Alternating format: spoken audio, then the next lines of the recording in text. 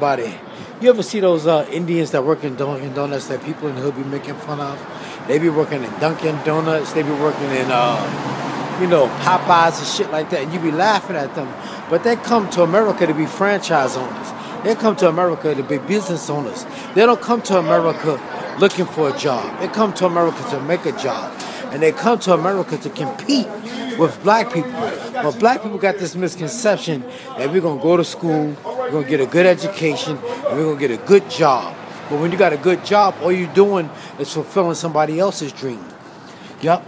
And they don't come to America looking to work for somebody. They come to America to compete with black people and take money out the hood. And that's why the hood never flourishes and never prospers. And that's what black people are taught. We're taught to go to school, get a good education, and then get a good job.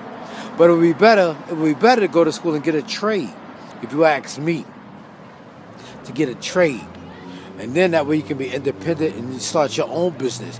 But when you working for somebody, you got to watch what you say. You got to bite your tongue. You got to kiss ass. And that's why black people in the hood can't speak. That's why, like, when shit go on, we can't protest, because we worried about getting fired the next day.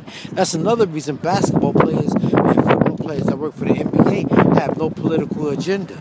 They have to keep their mouth shut. They're not allowed to go back to their neighborhoods where they come from and go help the people in the neighborhoods because they sign contracts with their owners that they got to keep their mouth shut. They can't say shit. And that's what's wrong with black people in the hood. We can't say what's on our mind because we fear we might lose a job. We gotta and that's one more thing I want to mention. Another thing is like I was talking to this guy the other day. Yo, my brother. Yes, sir. I know you're a politician, right? No, I'm not a politician. Oh, you look like one. May I ask you something? What's that? You look good looking, brother. God bless you. Mm-hmm. I'm trying to go home to Pennsylvania. I ain't got it. I just need 50 cents. I ain't got it, man. All right, God bless you, man. All right, man. See what I mean? He said money to get back to Pennsylvania. Oh, so like I was saying is, you ever notice like most black history books are written by white people? That's another thing I was talking about to this guy in Starbucks today. He was like, did the publishers offer you the deal you was looking for? I said, if they don't give me $50,000 or more, I'm not going to take it. He said, they're not going to offer you $50,000. I'm like, well, I'm not taking it. He said, what if they offered you $10,000? I'm like, what am I going to do with $10,000? Rent in New York City is like $1,500 a month. I paid rent for 10 months, and then by then, I'm back to where I started. What am I going to do with $10,000? So I said I would rather just keep selling my book myself. That way I can say what I want to say anyway. And I don't want to be stifled and have my hands behind my back and I can't speak my mind. And I think that's what's wrong with a lot of black people. We're taught to go to school, get a good education, and then get a good job. And most of us want city jobs. That's the height of living, is to have a city job. But the thing about it is, like, when the government talks about they got to cut government spending, they're not talking about downsizing the military.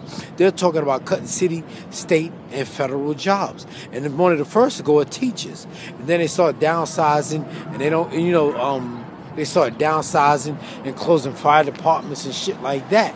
And, it just fucks black people up, and we back where we started again, begging for jobs. And like I said, it's better just to have your own and own your own shit.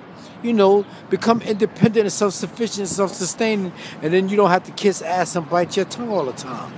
You know what I'm saying? That way you ain't always got to be begging for crumbs and shit like that. Like I was telling somebody, when you go on the airplane and you flying above New York City and you see all these big, tall, pretty buildings, all these big, tall, pretty buildings are owned by white people. Black people don't own shit in America because we're so bent on going to school, getting a good education, and then getting a good job. And that's what school, like I was telling a person, public schools are not broken. Public schools do what they're designed to do. Give you a basic education so you can learn how to work for white people. It's real simple, man. Black people need to start doing shit on their own and stop depending on everybody else. It's real simple, y'all. All right, y'all, I'm out.